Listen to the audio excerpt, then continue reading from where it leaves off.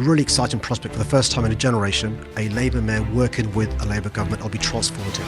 Sadiq Khan outlined his manifesto as he runs for a third term as London mayor. Ahead of our live hustings on Tuesday, we'll speak to Reform UK's candidate. Call and WhatsApp message now 0345 6060 973. Text 84850. Tom Swarbrick on LBC. Very good afternoon to you. This hour, Foreign Secretary David Cameron is at a meeting of G7 ministers in Italy trying to work out how to collectively hold back Benjamin Netanyahu from escalating the conflict in the Middle East. Netanyahu said that Israel will make its own decision when it comes to how it responds to the missiles and the drones that were launched towards it from Tehran on Saturday. One of the actions the UK government is being lobbied to carry out is to sanction the Iranians further by prescribing the Iranian Revolutionary Guard Corps as a terrorist group. This afternoon, 50 MPs from across the political spectrum have written to the Prime Minister to say that he should take the opportunity now to do that. Currently, though, the government is resisting. Would it be right to? No better moment than to be joined this hour by the independent reviewer of terror legislation, Jonathan Hall, KC, who is here to take your calls. 0345 6060 973 being the number. Good to see you again, Jonathan. Thanks for coming in. Good to see you. Let's start with this this sort of voicing of desire to see the government prescribe the IRGC. Take us back a bit. Who are the IRGC? They are a very important part of the Iranian state. They have a military function, they have an intelligence function, and they are fundamental to the operation of the state. I mean, there's no obvious parallel with us, but you could say they're like the UK armed forces, the UK intelligence agencies. They have officers with uniforms, and they are, as far as we can see, part and parcel of Iran. And under the direct command of the Iranian political leadership. Ultimately answerable to the Ayatollah. So the arguments have been raging for some time about whether or not the UK government should prescribe this group. What's the argument that says, even as Israel determines what it's going to do in response to those missiles, what is the argument that says the UK shouldn't? It's a simple point that no one has ever said that a part of a state can be a terrorist organisation. Never. The UK has had a power to ban, prescribe organisations as terrorist groups for over 20 years. Started with the IRA in Northern Ireland, and it's been going on. Groups from the right, groups from the left, groups, Islamic groups like Al-Qaeda, ISIS, etc. No one's ever suggested that you should take a state or a part of a state and say they're a terrorist group. So it'd be a very unique thing to do. And I suppose the first argument is against prescribing them as a terrorist organisation is, why would you uniquely ban a part of a state that ultimately you've got to deal with? The second point is, no one's really been able to identify any operational benefit of doing so. So generally speaking, when you have a banning of a terrorist group, it's led by the police or the intelligence agencies, and they will say, look, we want these extra powers that banning an organisation will give us. For example, it would be an offence. You could prosecute someone for being a member of a prescribed group. No one's, frankly, going to arrest a member of the Iranian Guards and prosecute them for being a member of that. So, I mean, those are the main reasons. I think there's another reason which people ought to have in mind, which is we're living in quite unstable times, and states and armies of states are constantly getting involved in armed conflict of one description. And I think that if you took the unique view that the IRGC should be banned as a terrorist group, people would say, what about the IDF, for example? What about other state bodies that get involved in military conduct? And very quickly, what I think has been quite bipartisan would become a political debate, and that would devalue our approach to terrorism. Governments generally are worried about setting precedents. So the idea of a precedent being set of prescribing part of a state or a state's sort of armed forces, as it were, as terrorist, you think would lead to people saying, well, what about the IDF? Almost certainly, Right. Yes, almost certainly. But there's no real benefit from doing it. If you think about, let's think about a very good campaign that the government ran against a far-right terrorist group called National Action. It was really good. As soon as they prescribed National Action, anyone who was a member of it or sent any money to it, they were swept up, they were arrested and prosecuted. And frankly, that group has now been smashed by the authorities. So that was a really useful way of doing it. The same approach is not going to work with the RGC. There's no doubt, though, that Iran funds terrorist activity. None at all. I mean, we all forget, actually, because I think we've got used to Al-Qaeda and Islamic State, but the most capable terrorist groups are the ones that have got state backing. And now we're seeing this, aren't we, with Hamas, Hezbollah in particular, the Houthis, operating out of Yemen. So there's no doubt about how bad they are, but the question is there any real purpose or benefit in banning part of another government? What about groups like the Wagner Group that have been operating we read at the behest of the Russian state? Are they a prescribed terrorist group? And if not, why not? They are. I mean, just like other state-backed groups, it allows, in that case, Russia to advance its own goals in the same way as the... But it's not the Russian army. But it's not the Russian army, right. Exactly.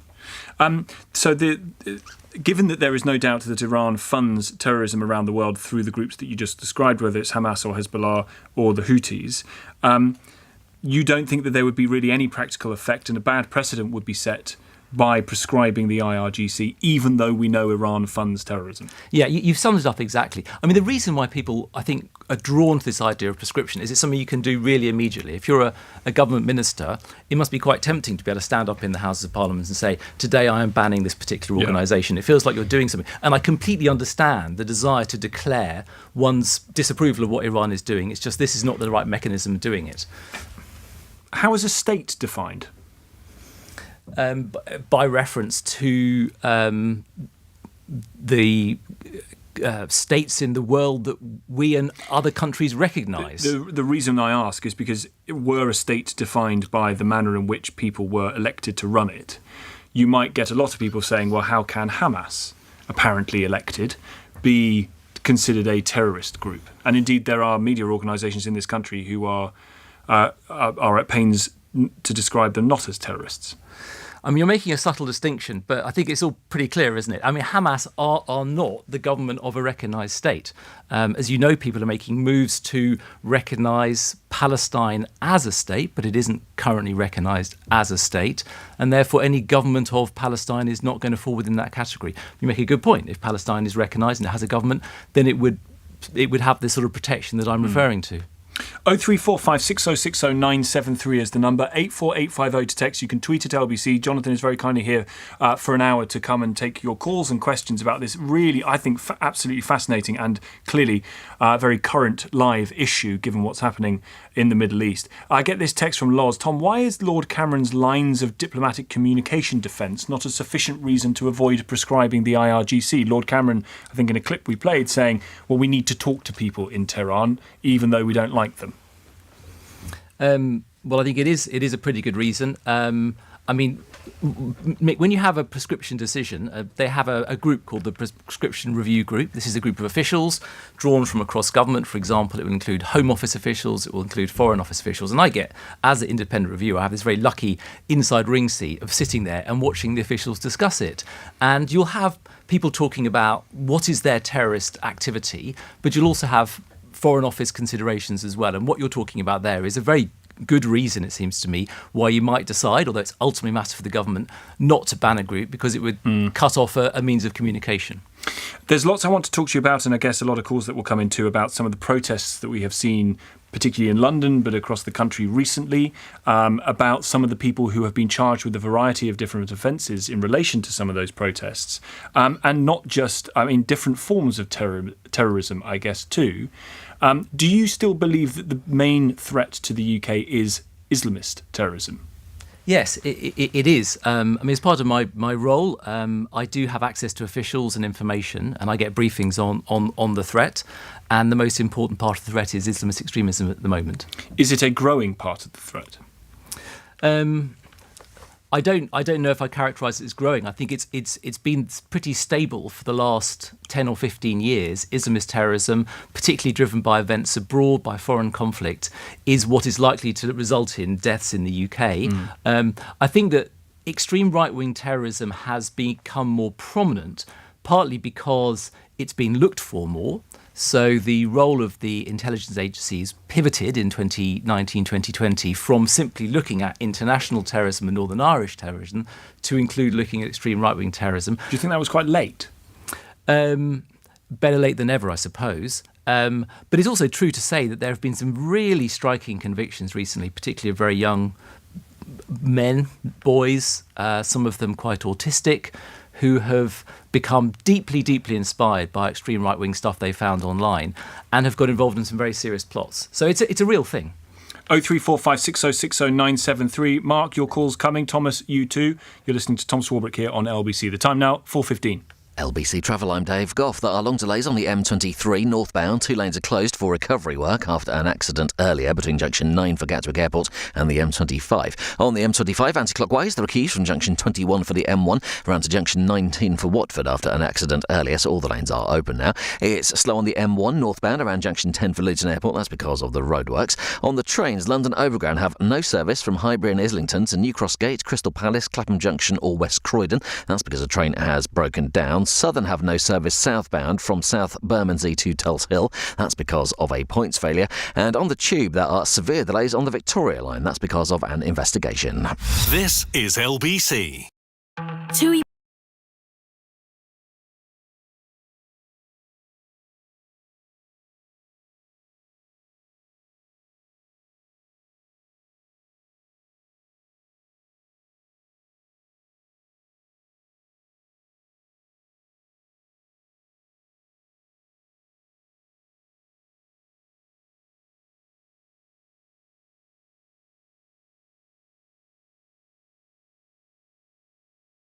Tom Swarbrick, 0345 6060 973. LBC.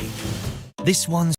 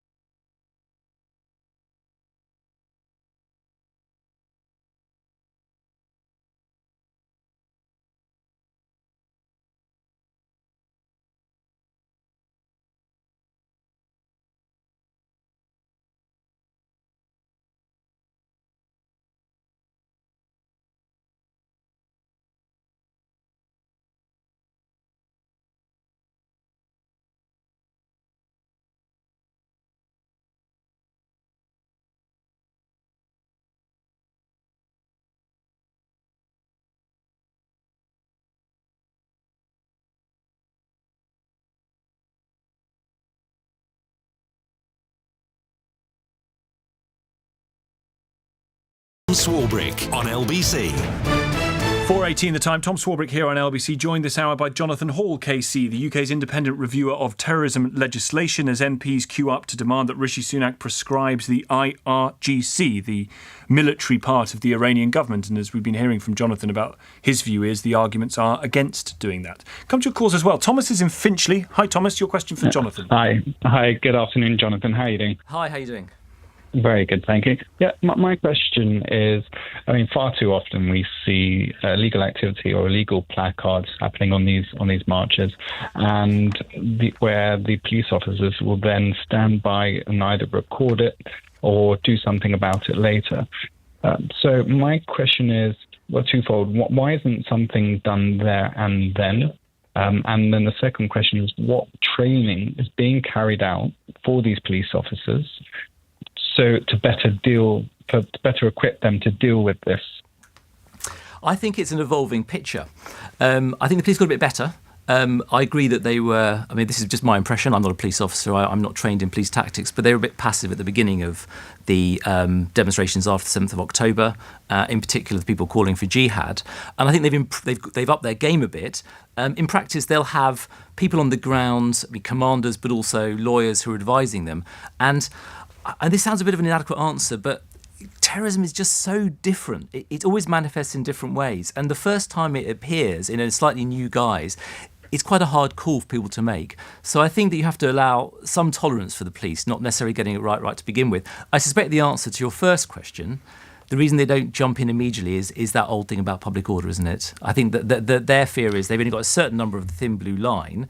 If they go in and carry out an arrest, particularly if there's pushback, 10, 15 officers could suddenly get tied down in a particular incident, and that would take them away from safeguarding the rest of the demo. You've suddenly got police officers having to become experts in flags and the history of those, including an extraordinary example, I thought, of a police officer saying that a Nazi flag would have to be put in some context.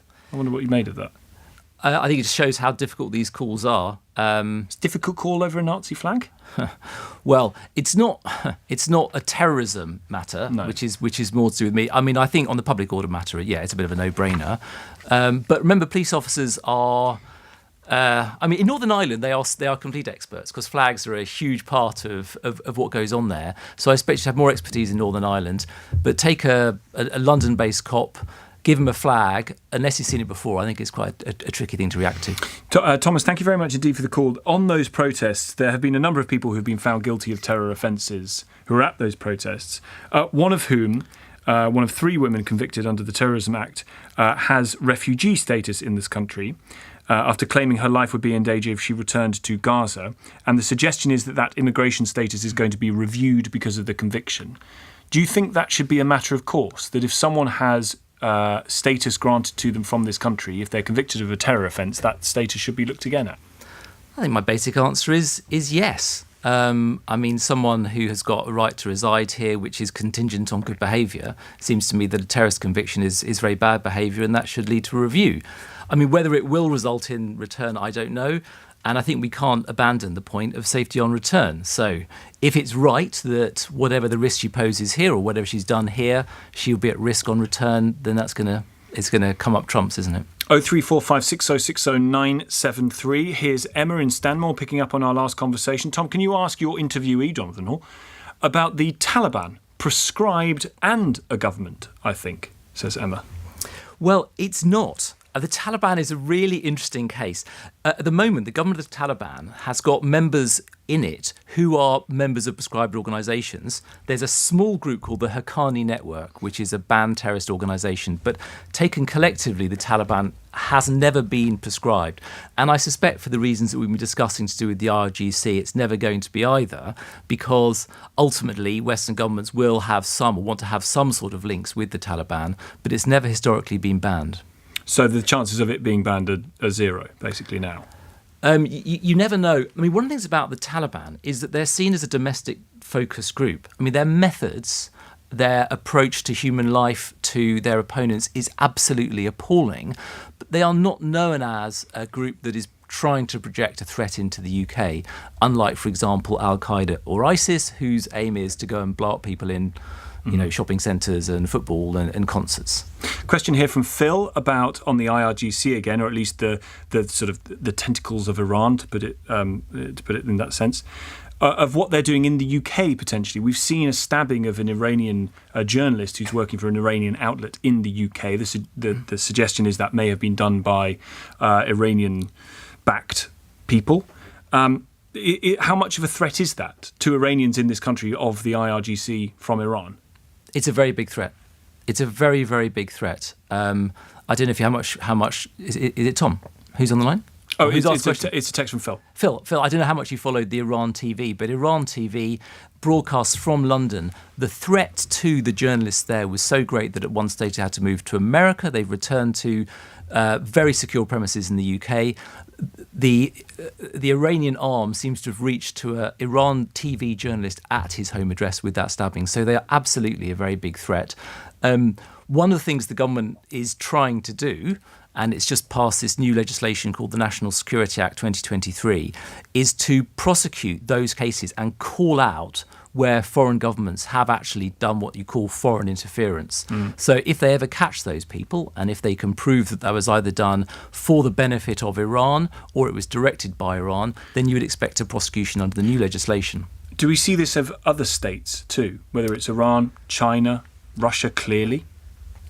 Well, all states seem to have slightly different modus operandi. So with China, there's long been a fear of foreign political interference. And I don't know if you recall, but last year MI5 put out an alert around Parliament over a solicitor who, I should say, is alleged to have been an agent of influence. She's now bringing legal proceedings, called Christine Lee. So long-term state influence is a modus operandi with which you associate China. There's been a conviction of an Australian national for trying to identify the future Prime Minister of Australia and try and influence him. I mean, I can talk about that for long. So it's very interesting in Australia. With Russia, there's all sorts of things. Of course, you had what happened in Salisbury and the Litvinenko poisonings, which couldn't be more serious. One also associates them very strongly with disinformation. And on that, you have an interesting role too in looking at state threats as well as terror groups. But clearly the two are kind of intermingled now, as we were just saying. Yes. So when it comes to that disinformation, do you look at the internet as a kind of just an absolute hellscape, for this sort of disinformation and possible recruitment? Yes. I mean, what I hadn't really realised until this year is that the internet has like a huge ecosystem of people who are good at marketing. And that could be like in a really basic way, which is just paying for an advert on Google. But it could also be optimizing what comes out of a search engine. There are so many clever tricks for boosting your information up. It could be using bots, so chat bots, to try and amplify it, fake accounts, trying to place your news article in a trusted source, which will then be amplified in another country. There are so many methods, and those methods are used by states, unsurprisingly. I mean, it could be as simple as using Google Ads. They've got a facility to allow you to pay to target a certain section of the population. It could be chess players in North London. Well, obviously, if you're a foreign state, you could use that facility to target your political messaging at a particular group that you want to, for example, cause them to lose trust in the British government. So, it's completely fascinating. I don't want to say too much the internet is a swamp because I use the internet an awful lot. I found it really, really useful in doing my job, but it certainly hands over an amazing amount of facilities to bad actors. Meta changed their user rules and age guidelines for use on a variety of different platforms, including, I think, WhatsApp from 16 to 13. You're worried about that? I am worried about it. This is a different issue from state threats. On terrorism, I think it's now clear, and we've had 42 children arrested last calendar year. It's a huge number, the biggest ever. It's now clear that children are particularly susceptible to terrorism content. Children who are particularly unhappy, they're a round peg in a square hole. They are looking for meaning in their lives, and they find it. And it could be an extreme Islamist identity. And there was a boy who was convicted only last month. He had a plan to stab a classmate. He was 14 and he decided that he was a jihadi. Or it could be on the extreme right wing. So children, it's clear, are pretty vulnerable. And one of the vulnerabilities is just the sort of content that people send one another, right? Now, one of the big debates that Meta has had with the government is whether or not they should carry on rolling out end-to-end encryption. One of the things about end-to-end encryption, and this is not too technical, it's sort of obvious, isn't it, is that even Meta can't see what one person is sending to another person. And if they can't see what one person is sending to another person, they can't take it down. They can't intervene if it's terrorist content or it's sexual exploitation material. So by lowering the age of the user from 16 to 13 for WhatsApp, effectively they're exposing 3 more years within that age group, 13 to 16, to content that they cannot regulate. So, to me, that's an extraordinary thing to do. Do you think that makes it more necessary for the government here, who are currently consulting on this, to find a way of stopping those under 16 from going on various social media platforms? Yes, I do. I mean, I was thinking about You would welcome that ban? I would welcome that ban. I mean, if to put it sort of crudely, I think the internet is like a fantastic zoo. It's full of wonderful things, and you can learn so many things. But some of the cages for some of the animals are open, and I think we're beginning to realise that the lion cage is open. The tiger cage is open. And so amongst all this wonderful information that we can get, and as I say, I love the internet, I use it all the time, we all do, there are lurking dangers. And children, I'm afraid, are just not set up to deal with the stuff that we as adults perhaps can. You talked about 42 convictions of children in the last year. Arrests. 42 arrests of children in the last year for terror-related, alleged terror-related offences for some of them. Do you think that number would be significantly lower had those children under the age of 16 not been able to go on social media? Yes, absolutely. It's not just social media, it's also the dark web. I think one of the things we're learning about the internet, it's not like a load of bad people sitting there saying, what can I do now to radicalise some child? It's also children who are saying, I quite like this stuff, and they'll go looking for it. And so a child may well not be looking at it on social media, although they may have the seed planted, the idea, but they'll go onto the dark web. They use the Onion Router, which is a platform. The Onion Router? The Onion Router. Never heard of it. It's the main way of getting onto the dark web. Right. And they will use that, and they will search out the sort of content, and they will effectively radicalise themselves. Is it not impossible to stop anyone, really, from if they know how to do it, from doing it? You can ban them from social media, but... It's impossible. Technically... Yeah. There's a very excellent Professor Kieran Martin, who's from the National Cybersecurity Centre. It sounds like you know him. Kieran. Yep. Part of GCHQ. His view is, and I'll take it from him, that there's no technical solution to this. I also think there's probably no legal solution, because ultimately you can't go around arresting and going into the bedrooms of all these children. It's a societal change. So, as you say, it's going to come something at the level of regulation and social expectations. We don't allow strangers into our children's bedrooms. I think we ought to think twice about allowing phones into their bedrooms. I think I get the impression, certainly when we've discussed the consultation that the government is putting forward on this programme, there are a lot of parents who would quite welcome the help that a government might give them in stopping their teenager from being able to access the wilds of the internet by stopping them from being able to go on there. I think that's right, and I think it's a problem of collective action, isn't it? I have children. My children have certainly had smartphones, but if it was just a social norm, the teachers in your school, other parents, the newspapers, the government, all of those things together, it'd be much easier, wouldn't it, to stand up to your child when they say, I want to have unrestricted access to my phone in my room now. 0345 6060 973 is the number. 84850 to text. You can, of course, tweet or X, whatever, at LBC. Tom Swarbrick here, 4:32 now. Let's get the news headlines. Here's Tim Humphrey. Scotland has watered down its climate commitments, having accepted its 2030 goal was out of reach. It's blamed Westminster budget restraints after abandoning its target of reducing emissions by 75% within the next 6 years. Commons leader Penny Mordaunt says the Conservatives are taking allegations about MP Mark Menzies very seriously. The party's looking into claims he misused funds that were meant to be for campaigning, something he denies. Signallers and maintenance staff at Network Rail have been presented with a 3.5% pay rise for the last year. The RMT union is engaged in extensive strike action about offers over the past few years. LBC weather, cloud and rain clearing all but the far south tonight. Chilly with a frost possible and a low of 3 degrees.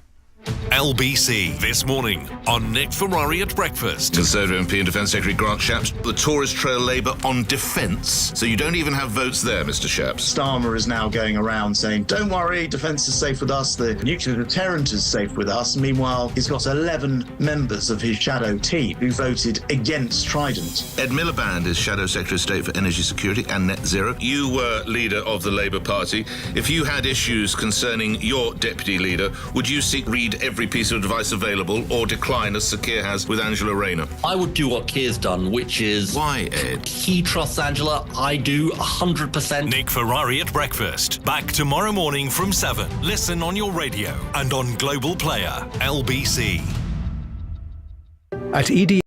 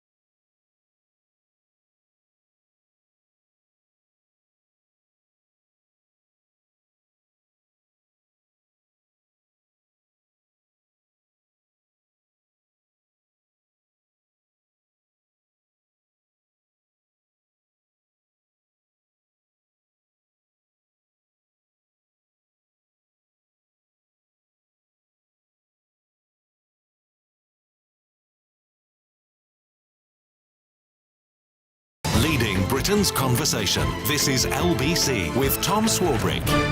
4:36 is the time. Fascinating hour. Jonathan Hall KC is with us, the UK's independent reviewer of terrorism legislation. Here's Vincent in Glasgow. Hi, Vincent. Hi. Your question is about Ukraine. I would like to ask, is the Ukrainian Azov Battalion designated a terror organisation by the government of the United Kingdom or the United States? And if so, how does the government get around supporting a designated terror organisation when funding the Ukrainian military?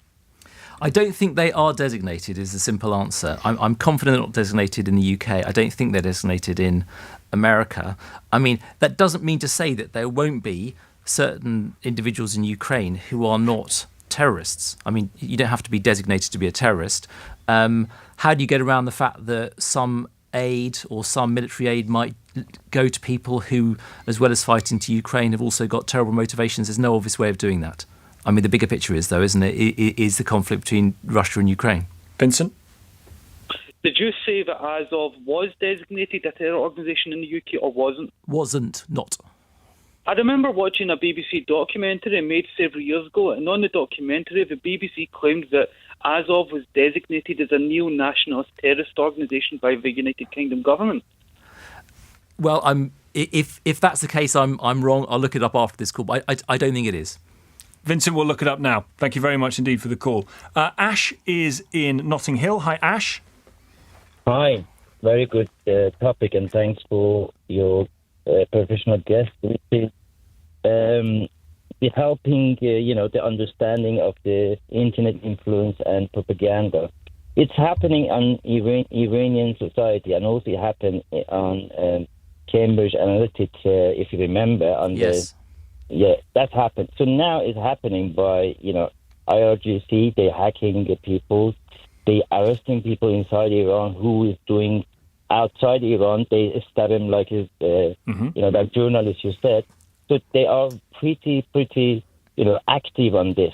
And then, they got cyber army, which is believed to be 170,000 people sitting in front of 25, like a tablet next to each other. And then what they do, they change influences in all politics of the world, on the war, on things, they want to change. Yes, I mean, what you're talking about is the fact that Iran not only engage in physical attacks on overseas countries, so distant here, for example, might be at risk, or a diaspora might be at risk, but also they've got cyber capability, which they're willing to deploy. I mean, you're completely right.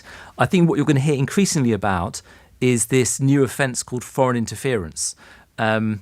This is the new law the government's passed under the National Security Act 2023, and that's designed to capture that sort of behaviour. And I think you'll see it in two ways. First of all, if they can catch someone who's up to it, then someone will be prosecuted, and that will be a trial in open court. And I think that will sort of open the public's eyes to what's going on. Secondly, it'll be relevant to Ofcom when they're looking at online material under the Online Safety Act. So they will be putting out guidelines and putting out requirements on service providers to say, look out for what you might call inauthentic behaviour or fake profiles, which is basically Iran coordinating bots or users try and amplify messages, or conversely to try and abuse people in foreign countries. I find this whole world completely fascinating and slightly terrifying, particularly of bot farms and troll factories and all that kind of stuff. On a not unrelated question, here's Paul. Thank you, Ash. Not unrelated question from Paul in Northern Ireland.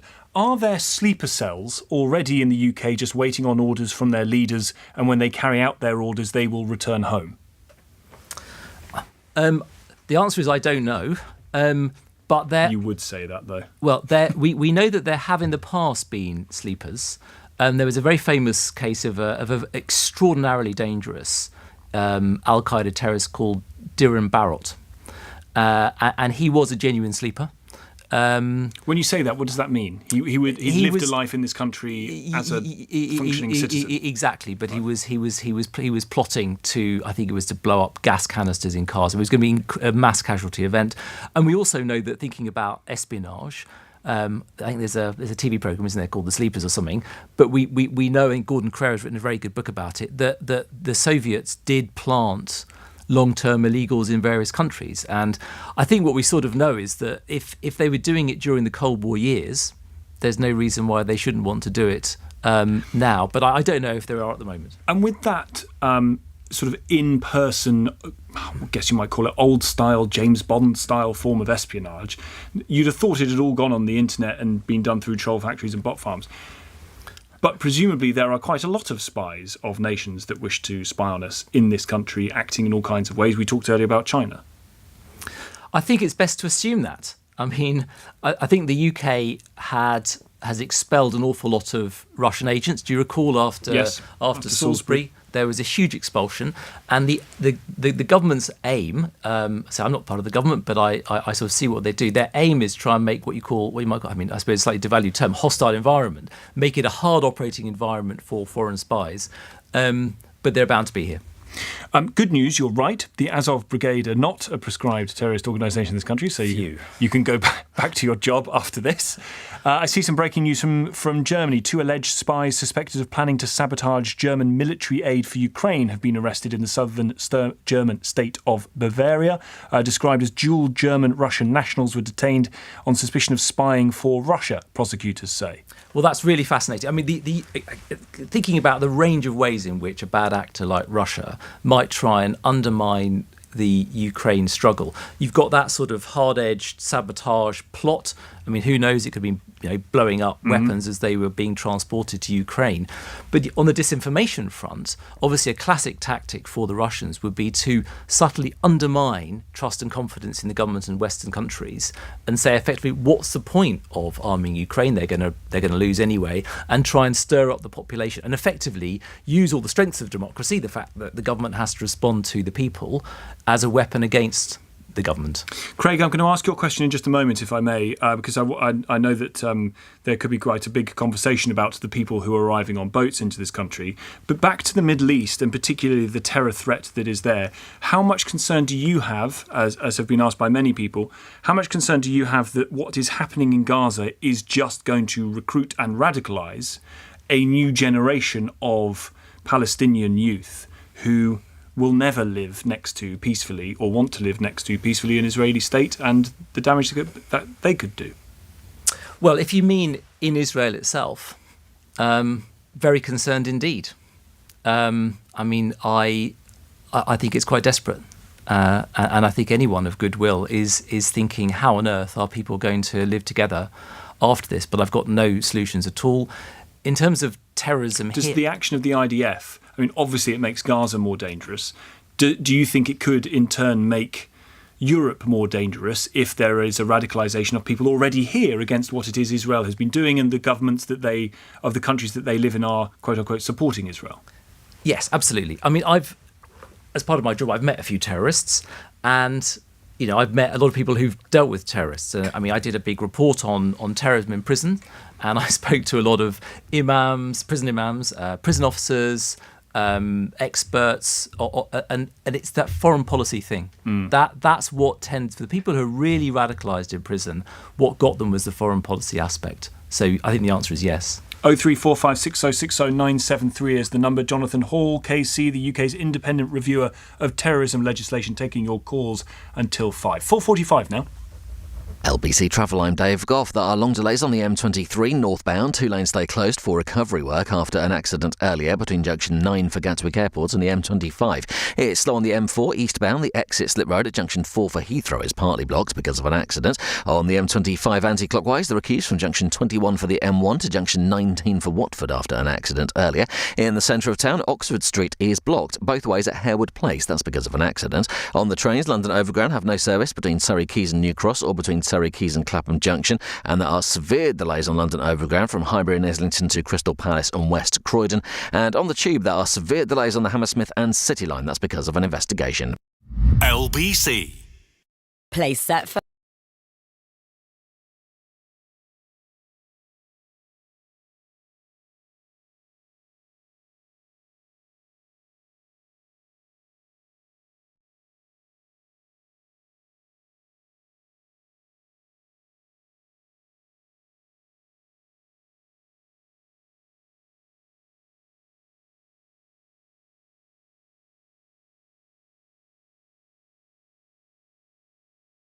Tom Swarbrick on WhatsApp now on 0345 60 60 973. This is LBC. Jump into a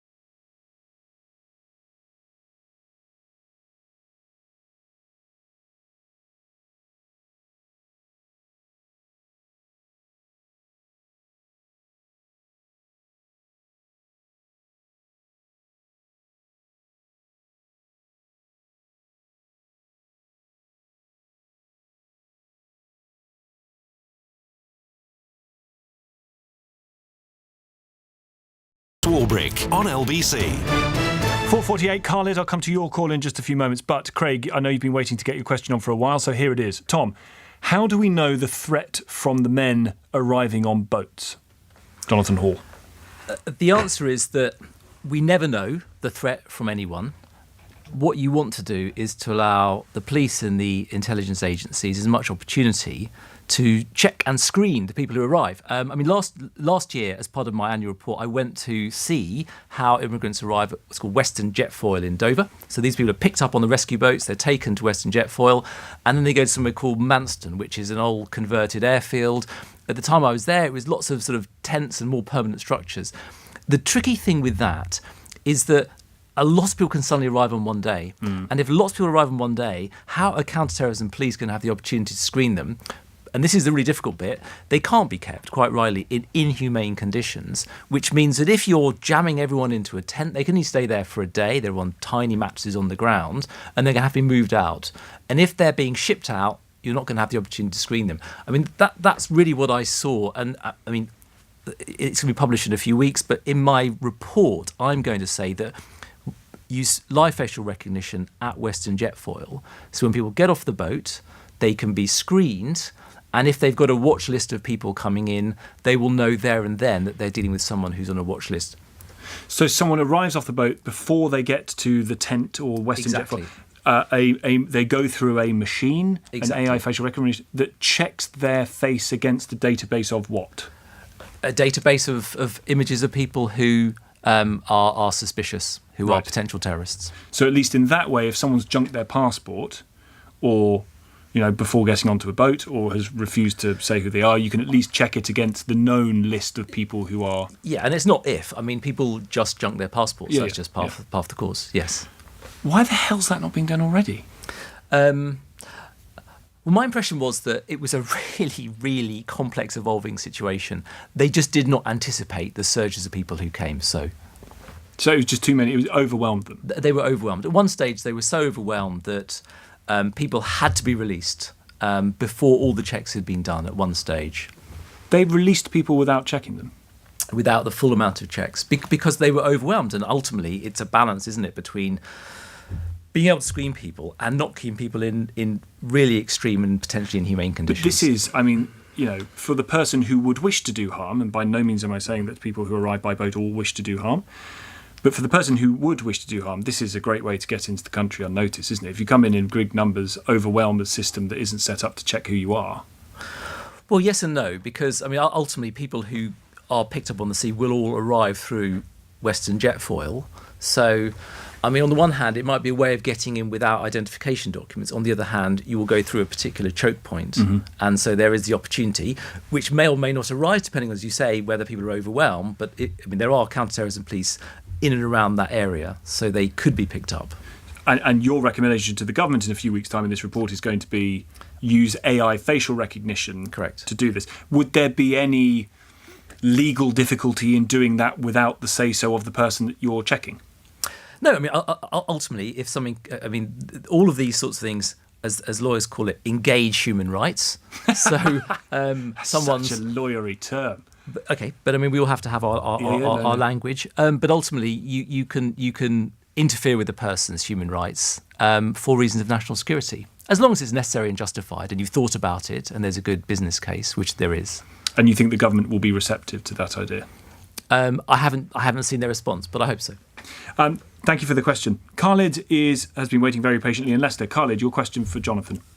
Jonathan, having seen the horrors of what's been happening in Gaza, when you have gone out stated to the Israeli occupation forces that I'm lifting all restrictions, and they have done that. They've taken all restrictions, basically do what you want. They kill over up to 50,000 people, I'd say, including the people under the rubble. Displaced 2 million people, 2 million plus people. 80% of the buildings have been all razed to the ground, you can say, and about another 90,000 people have been injured.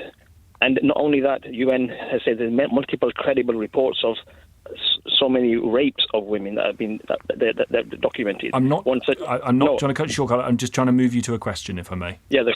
My point is, the question is, surely actions speak louder than words. Surely we should be prescribing the Israeli occupation forces as a terrorist organization, like Nico Pellet said. You mean the IDF? The IDF, Occupation Forces, Israeli Defense Force, whatever you want to call them, the actions have been absolutely abhorrent. If any other army, anybody else had done what they have done. Okay. Well, I think, Khalid, I don't know if you heard the beginning of the show, but we were talking about how it's never been done that any arm or part of a state has been prescribed as a terrorist organisation. And I think you've always got to think with all legislation, what is the point of doing it? Now, the point of prescribing a group is to make it a criminal offence to belong to it. And if you were to prescribe or ban the IDF as a terrorist organisation, it would mean that any IDF soldier could be prosecuted in this country. I'm not sure that's something that the government would want to do, but it wouldn't make sense, would it? Because ultimately the government's going to have to and will want to deal with Israel in the same way as it will want to deal with quite bad governments like Iran. So there's a good general reason for not using this particular tool. And presumably a person who commits a war crime, whether they are IDF soldier or any other kind of soldier, there is a law there to punish them with. Yeah, that's completely right. So why create another one? I mean, it's a complicated business, but basically terrorism legislation is about protecting the UK. International crimes can be committed anywhere in the world and can be prosecuted in most countries, including the UK. Khalid, thank you. Rostan is in Kensington. Rostan. Yes, my question is, as we know it, Twitter has been under the hands of Elon Musk, and he's just trying to make more revenue of it. There is no regulation to review the post in there, and then he could influence anything, any hashtag through the money. It just per post you can do that. Mm-hmm. Yeah. And now he says you have to pay to not receive any unnamed posts or unknown posts. So it's just like any regulation is going to be in place for Twitter, especially Twitter, because in Instagram and stuff is not that it's not involved in politics. But Twitter has done that before, and now what we're going to do. It's very difficult to review every post, and then if I can say, I think you're completely right to draw attention to this. I mean, I think first of all, people overestimate how many human employees there are who are reviewing content on things like Twitter or Facebook. It's never enough, is it? If you think about how many billions of tweets or posts there are every hour, there are not hundreds of thousands of human beings who are reading all the languages of the world and making decisions. Shall we allow that piece of content through or not? Elon Musk, as we know, has dramatically cut the number of human reviewers. So as a matter of, just the public, when you think, we were talking about children, weren't we? When you allow your children to use social media, don't get the false impression that there's some team of good people who are going to be able to make sure that only good tweets get through. So I think that's a really good point about cutting that.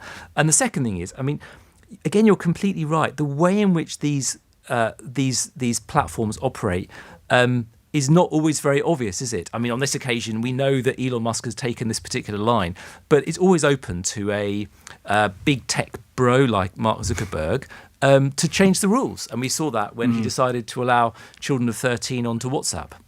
Roston, great call. Appreciate it. Thank you very much indeed. We've only got about 90 seconds left with you, Jonathan, and I've loved it. It'd be great to get you back in at another stage because it's been totally fascinating. The thing that it strikes me that you are, it's hard to say most concerned about, but very, very worried about, is this change in the age at which children can access, in this case, WhatsApp, and what it is that children are being exposed to on the internet.